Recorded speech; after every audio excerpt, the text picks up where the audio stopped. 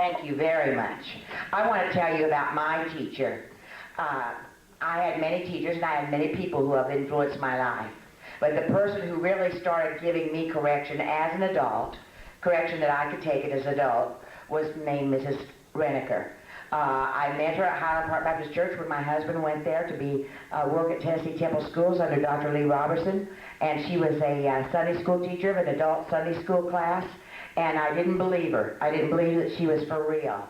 And some of you have heard me talk about her before, but as I hear Carol talk about her taking correction from me, it sounds as if I've always known all of this. And if you only knew what I've had to go through to ever be able to help her, and how I still have to watch it and be careful of what I say, because I'll think the wrong things. And once you think the wrong things, you're going to say the wrong things. So I can't even let myself think the wrong things. I cannot look out at you and decide that there's a lady here, you know, look and decide, you know, that lady that looked funny here. I can't allow myself the luxury of that.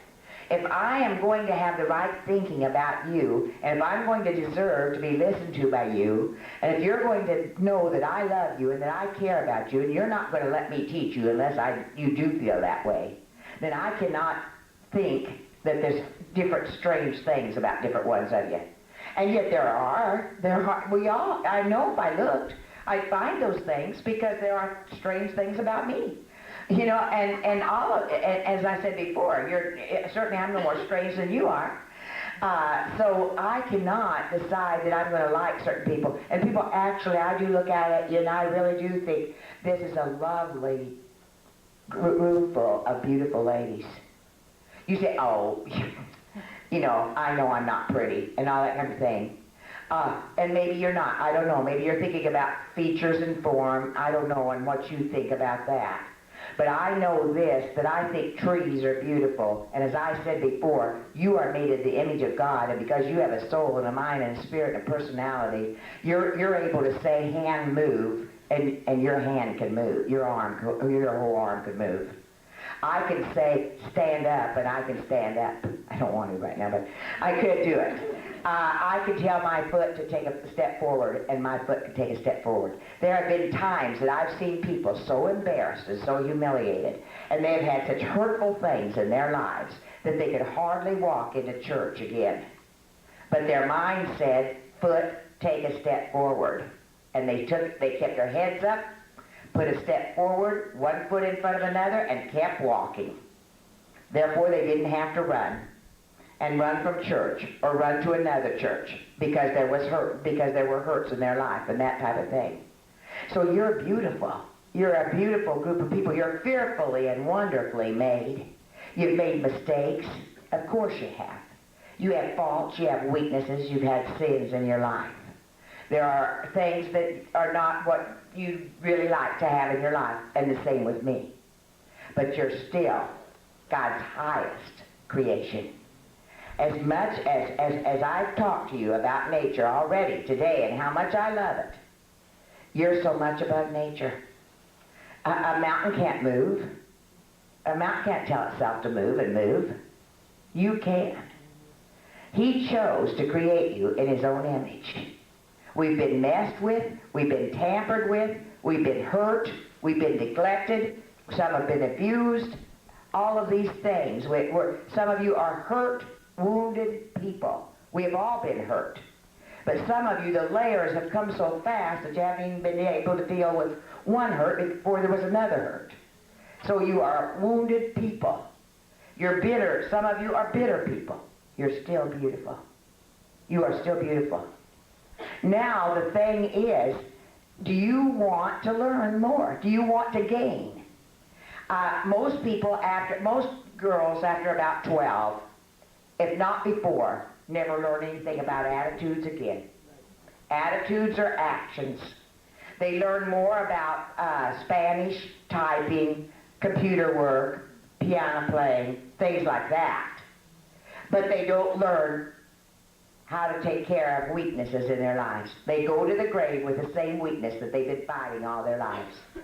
If eating wrong has been a weakness, they go to the grave with the same weakness, with very little victory, if any.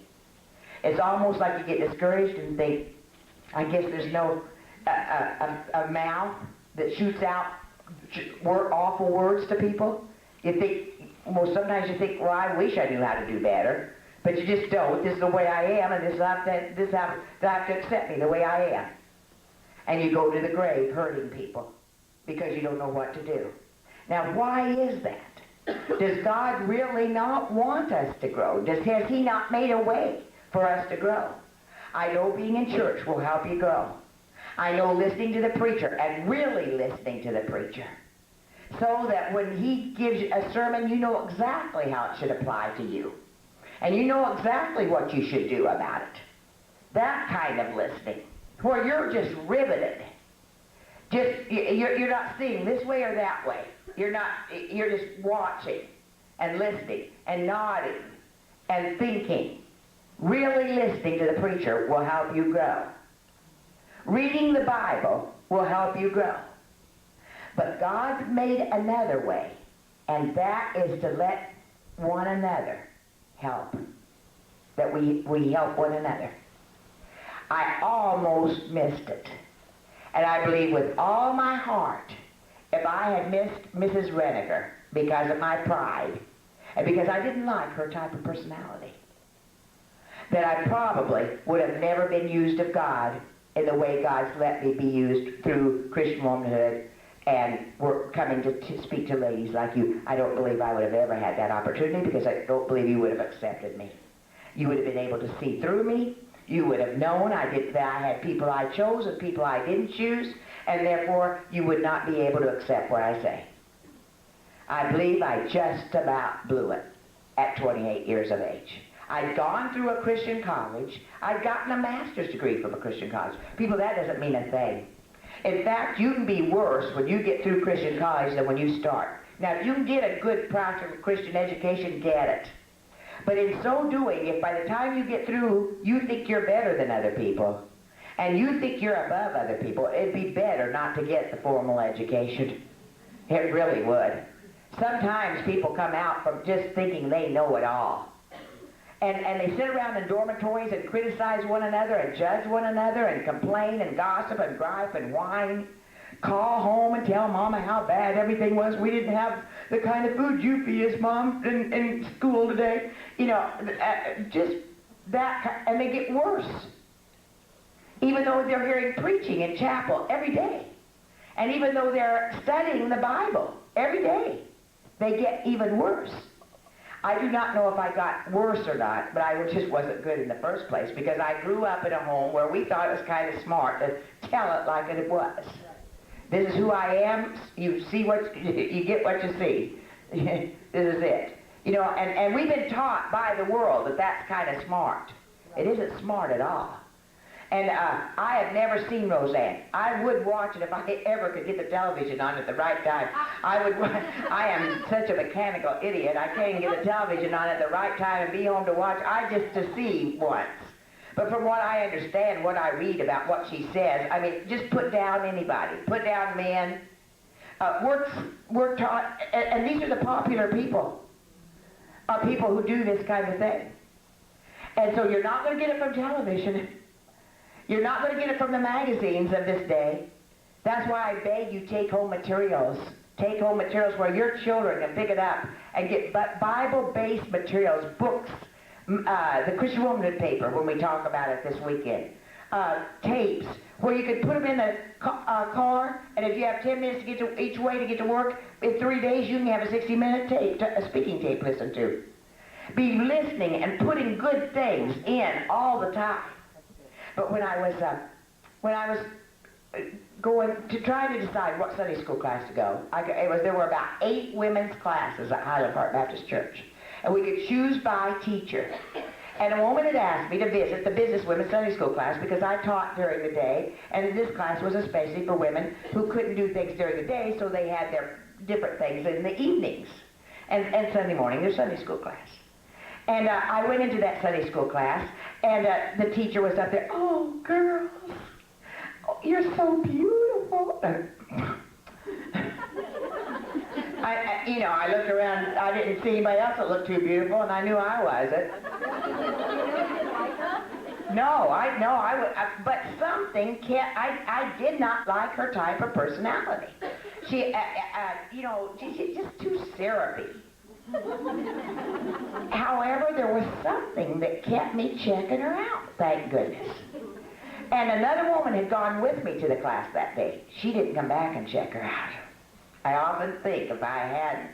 Because when we walked out, and this wasn't anything about ugly sexuality. It wasn't that, because we weren't even thinking that stuff back then. It wasn't that made me nervous. It was just that she'd kiss us on our cheek.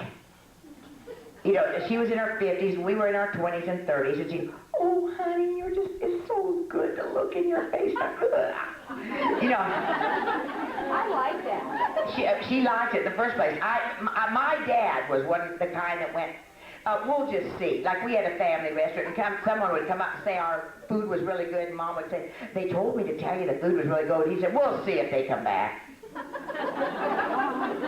You know, we wanted to really see what you know. Act out how he acts when you say you love him. I started saying, after I went away from home and was married and gone away from home a long time, Dad had never said he loved me, and I never said it to him, as far as I know. And we just didn't. I think that was something for sweethearts or something. We didn't say it, but I started saying I love you to Dad, and he'd go, you do not. And it got to be kind of cute though, and he liked it, and we know he likes it. If he ever now said I love you, I'd be scared to death he had Alzheimer's. I would want him to say it now. And when he had that heart attack in August, my younger sister from Texas was home, and she said, Marlene, you just don't know. I'd say I love you, Daddy, and you're my precious daddy and stuff, and he wouldn't say anything, and I knew how sick he was because he wouldn't say anything. And the day he said, you do not, I went home crying all the way home. I was so happy he said, you do not. I said, we are so weird. I came from a weird family and married a weird person, and he says we're weird, and we're a cut above the rest of you. Because you don't know you're weird. But honestly, you know, we were pretty brusque. My mother had polio when she was 3. And limped very badly. One leg was little tiny and one was bigger, and she limped very badly. And my mother was extremely kind. I guess when you limp like that, and you go through junior high and high school and you limp like that, maybe you would be kind. By the time you knew how it felt to have people talk to you the way kids talk to people like that. But my mother was very kind, but my dad was and the more kind she was, the more brusque he was. And so that's the way so I guess that's why I distrusted someone who seemingly was so sweet. And, you know, I thought, I just wonder. But at least I wanted to keep checking her out. I came back the next Sunday. And I was able to handle that kiss on the cheek and, oh, honey, I just want to look in your face as you go out the door stuff. You know, and I just gritted my teeth and just, you know, I didn't know how to act. You know, I think I just didn't know how to act, you know, because I'd never been around that, you know, so I didn't know how to act. And I kept coming back. I kept coming back. And then I saw her in some situations where I thought, this is real. She needed someone to take her to the dentist when she was having a lot of teeth pulled at one time. I remember coming down the elevator from the bank building where the dentist was, and we were coming down, and she was laughing and had her Kleenex under her chin like this, and she hurt like everything. Her teeth were out and everything else, and she was just laughing and having a good time. I thought, this woman's real. She had a gallbladder operation. People at that, now they have sort of Band-Aid operations, I guess, you know, but then you didn't die, but you wish you would, for about 3 days back in those days. Tube in the nose, the whole thing. And so I watched her in that hospital room. And I'd come in, and she would get up and put her tubes in her house coat pocket and say, come over across the hall. I got to with this man over here to the Lord. You know, when she's so sick. And she had problems. She was alone. She'd lost her beloved husband, they were just loved each other. Everyone who knew them knew that. And she had lost him. If she didn't love him, it wouldn't be so bad she was a widow. But she did. She did. She loved him. And she was alone. She lived alone. And she was a gregarious person who loved to be with people and all that. So things were all easy for her. So it wasn't a matter of let's watch something happen and see if, she's like this. Well, I kept on watching her and kept on watching her. And then I gave her some of my talk. And I told her one time, I don't think that Bonnie should even come into our class. She wears her clothes too tight, too short. She's a 16 who should be in a 22. I mean, she's a 22 who wears a 16. And that's about the truth. Now that I look back, it's the truth. I mean, I was telling the truth. And I'm sure she didn't like it either. I'm sure Mrs. Rediger didn't like it either and was kind of ashamed the way the woman looked. She had fat legs and showing her fat and thighs and those short skirts, I mean, she didn't even look sexy. She looked repulsive. I know that she couldn't have even liked that, And I said, I don't like that lady, And Mrs. Rediger married on her 70th birthday after I'd known her 11 years, and they had almost their 25th anniversary. So that's why I go back to Mrs. Rediger Holbrook, Rediger when I first knew her. And she'd say, she studies the Bible with me over the phone. She's growing in the Lord, honey. And I thought if she were growing in the Lord, she would get a dress that would grow, instead of her growing. This is the way I thought. People, when you think this way, the stuff's going to come out. And I was right. That's what, just like Carol said, I thought when I was right. It's just when I was, it's just when I didn't know I shouldn't say anything. But not when I'm right. The woman looked like a fat cow. I was as fat, but the fact was I did wear baggy clothes. I probably looked like I had on a gunny sack. And she's, and I thought, what, doesn't she even see that lady? It reminds me of Carol saying, doesn't she even know about me? Doesn't she even know? People, it should go on and on. Like I can stand here telling this, then Carol can stand and tell what she does, then who's going to stand and tell what Carol's taught them? And this is the way I believe it's supposed to go on and on. We're supposed to teach one another. I thought, doesn't she even know? And then one day I called her and said, my husband was dean at Temple College. I said, my husband just called, and all this, carrying on. And Mrs. Jenkins is in the hospital. There's been an accident. She has a little 4-year-old boy. She's going to die. And he was going to graduate this year, and now she's going to, and she went, absent from the body, present with the Lord. And I thought if it were you, you wouldn't be talking like that. People, I have wicked, I know how to think. And I can say the most wicked things and think the most wicked things of anybody here, I bet you. That's what's so bad is I know how to tell people off and can't do it. Some people don't know how to tell people off and they try to. The things I do know how to do aren't against the Bible. Because I am so good at that. I never think, some people say they think later what they should have said. I think right then what I should have said.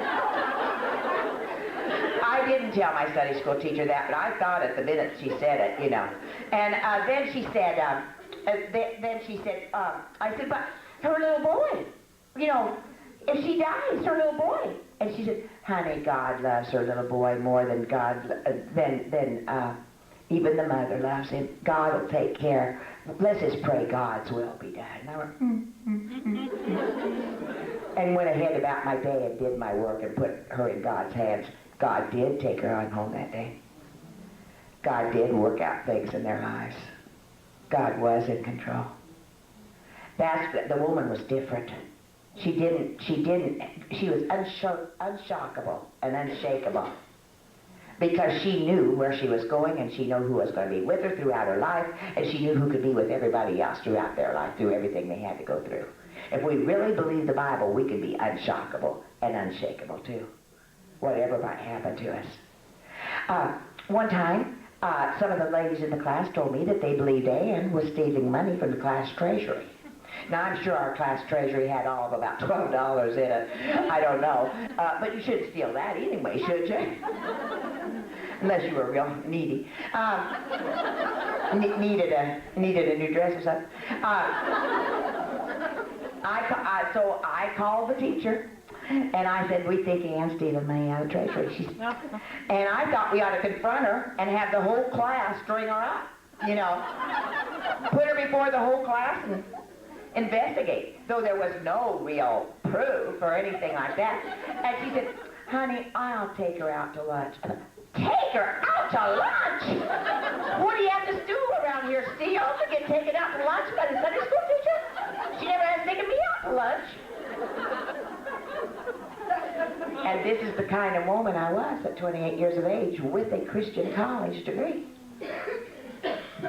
I was pretty much like every other Christian woman. Pretty average. I think the average Christian woman thinks like this. I think some are quieter with it. You don't know they think this way, but I think it's in them. Some are louder with it, and some are sneakier with it. But I think we all pretty much have the same type of thinking. You just aren't going to sit up here and admit it. What do I got to lose? I don't have long to live.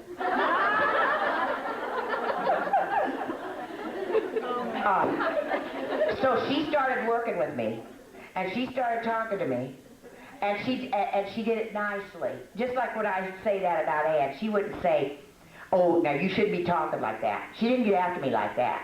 That's no way to talk, and you girls shouldn't be doing that. No, that she just would say, no, we'll take care of it, we'll check it. She never reported back to me, and I knew not to ask her about it. Tell how she say, honey, Christian. Honey, Christians don't talk like that. I thought all the Christians I know talk like that. I never saw anything different between Christians and non-Christians as to what they might not say curse words. But as far as what they said against people, they were just as bad as anybody else I knew. In fact, worse. In fact, worse. Do you think that's maybe why we're not seeing souls win? Do you think that's why we're not seeing men want to come into church? They're hearing how we're upset with one another. We women are upset with one another. Now, for years, for 23 years, I've worked on a paper called Christian Womanhood. Have gotten other people to write articles, 20, 25 a month, like pulling teeth it has been. People who really knew things about how to rear children, how to rear teenagers, how to have a good marriage, how to cook, all kinds of things. People I knew who knew how to do things, but I couldn't get them to write. And I've worked at it all these years. I've gone out on meetings like that all of these years. I've talked like this all of these years. I've shared my own testimony and how that teacher worked with me for 11 years, giving me scripture, how to think over the phone and all of that. And yet I just wonder if I don't know, if what I've done's made a dent in many people at all. I really wonder. I wonder, as I near it looks like the end of my life, whether my dream of women being able to get along with one another is any more fulfilled than it was when I left Tennessee Temple, came to House Anderson College, knew I was going to work in a class called Christian Womanhood, didn't know I was going to have a paper, go speaking around to churches and that, didn't have a spectacular, didn't even know about women's meetings, didn't have any then. But I did think, I wonder if we could have some Hyles Anderson girls, that when they went out, people would see some different women. Women who are used of God. Women who do not gossip, gripe, complain, whine. Get along with one another. Find a way to get along. I had that dream. But I wonder if it's any more fulfilled than when I started working at it. And I wonder if it's why we're not winning souls. Why we're not helping our husbands. Why we're not building the preacher. Why our churches don't grow any more than they do. Some of them do grow, but grow more. I wonder if we learned how to talk with one another and how to really love one another, how to really have love for each other, I wonder what could happen. I believe the reason we're not healed from our problems is because of what James 5:16 says. James 5:16. Confess your faults. That's with the understood subject, which would be you. You. Confess your faults. It's a command, not a suggestion. One to another, and pray one for another that ye may be healed. If I didn't like that Ann, I thought was loose with the money or whatever she was, maybe she just didn't keep records well or whatever, then did I pray for her? Rather than confessing her faults to someone else, did I confess that I was judging her without even knowing? Did I confess that? Or without saying who it was, because some things I shouldn't say because it would hurt that person, just tell someone I judge without knowing what I'm judging and I need help. Would I be healed of my fault? People, even the world understands that we need to be accountable to someone. Right. Weight Watchers doesn't trust you for a minute. Almost all of us who have ever had a weight problem have ended up there one time or another. And you know they wouldn't let you tell them your weight. They weigh you themselves. They wouldn't believe you for a minute. They know you're not to be trusted. We're not to be trusted if our problem's judging, gossip, criticism. And we can't be, we don't know. We don't even know what our problem is, so we cannot be trusted. Therefore, we need to go to someone else. Are you waiting until you had a perfect teacher? I did not think I had a perfect teacher. In fact, I was so thrilled. Summer before last, my teacher would be in her 90s now. In her early 90s, she went on to be with the Lord. I felt she had a real big spot that I never talked about. You never heard me talk about it until after I was so relieved about it. I felt that I'm one who's really, I probably do believe in class systems. I'm sure I have my problem that way, but it's something I hate.